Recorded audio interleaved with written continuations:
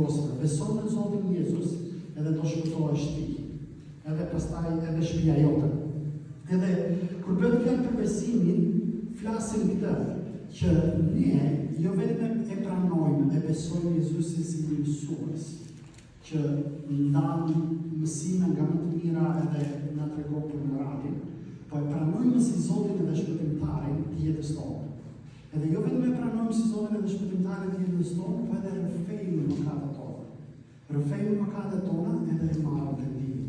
Kështu që kur themi që e besojmë Perëndimin, këto nuk kuptojmë. Tani edhe predikimin e dytë që fola në lidhje me ndjekjen e Jezusit. Të ndjekësh Jezusin në bazë të shkrimit është që ta mohosh veten edhe të marrësh kryqin çdo ditë. Edhe kjo ishte që të mos duash të bësh dëshirat e tua, po tani i zëvendëson dëshirat e tua me momentin e Perëndisë. Edhe kjo bëhet në fakt ditë për ditë, nuk është diçka që ndodh vetvetim. Të ndjekurit e Perëndisë është diçka që ne njerëzit duhet të jemi aktiv për ta bërë. Tani kur bëhet fjalë për shërbesën, edhe për këtë vargun që e lexova, dhe do ta lexoj në fakt të gjithë pasazhin.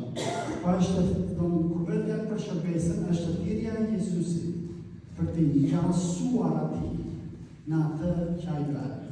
Jezusi ndjekësit e tij në fakt nuk i thotë asnjëherë të bëjnë një gjë që ai vetë s'e ka.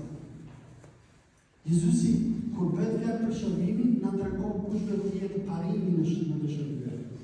Edhe Jezusi thotë që edhe unë, mbreti nuk erdha që të më shërbej, po erdha për të shërbyer. Kështu që ky është edhe parimi që Perëndia to që ne të kemi këtë në mendje.